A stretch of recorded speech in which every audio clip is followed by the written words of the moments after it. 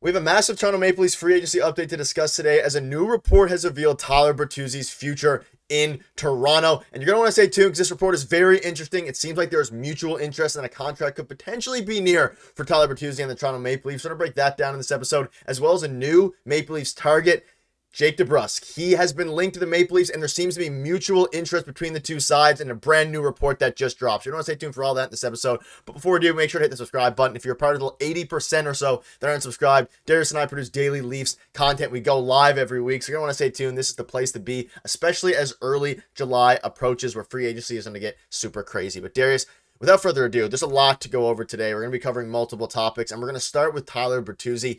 Very interesting report came out. There's been reports linking mutual interest for a while now, but his agent actually spoke out today, and he said this: Todd Reynolds on talks with the Leafs so far. We've had productive talks, but the player realizes that there are other areas for the team to address as well. We'll see where it goes. So some interesting things here. Now, it's not very often that the agent comes out and actually speaks about, joining a certain team that his client is underway for, but productive talks, the player realizes there's obviously areas for the team to address.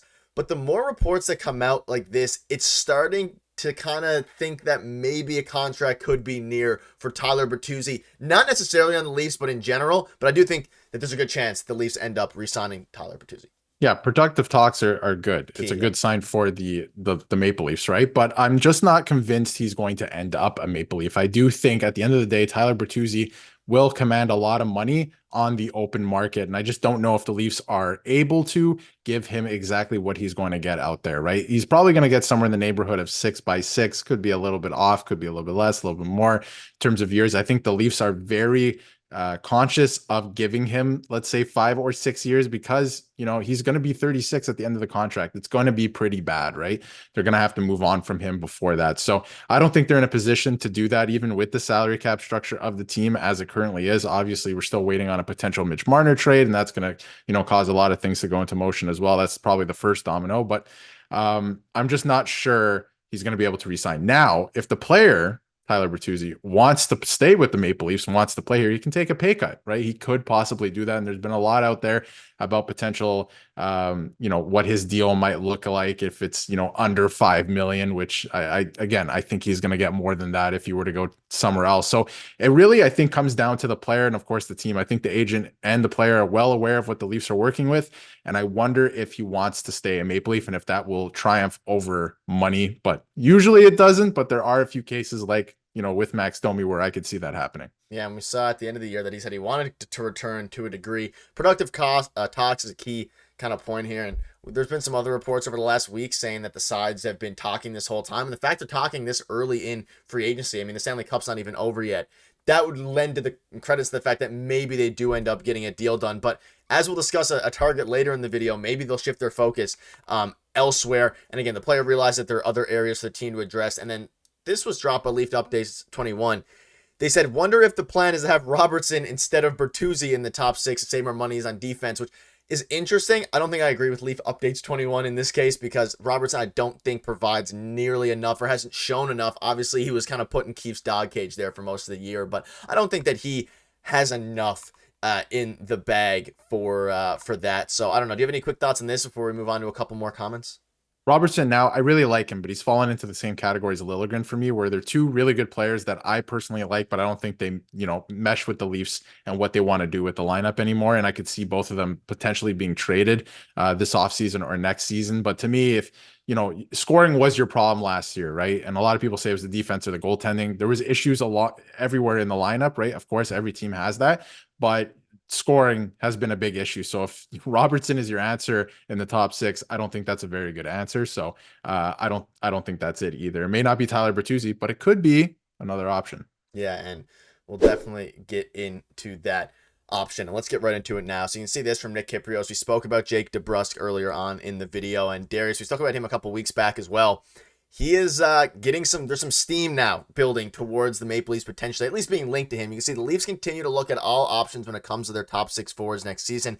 There's word they may have interest in pending Bruins free agent Jake DeBrusk, who's been a Leafs playoff killer over the years. And this is a very interesting one. You can see his stats, 40 points, 80 games. You look at Bertuzzi's stats, very, very similar. They almost do similar things, just Jake DeBrusk would most likely be a little bit cheaper hopefully at least if you're a Leafs fan, in this free agency. And it's very interesting. Again, they look at all their options when it comes to six forwards. So what are your thoughts on these on this quote here from Nick Kyprios, and just multiple reports over the past 24 hours as of the time this video is getting uploaded, linking the Toronto Maple Leafs to Jake DeBrusk? It kind of picked up steam really fast. Not saying a deal is going to get done for sure, but it's funny because kind of coincides with the Tyler Bertuzzi talks at a similar time, and they could probably replace each other. Can't imagine they signed both, but honestly, who knows? They do need to change some things up.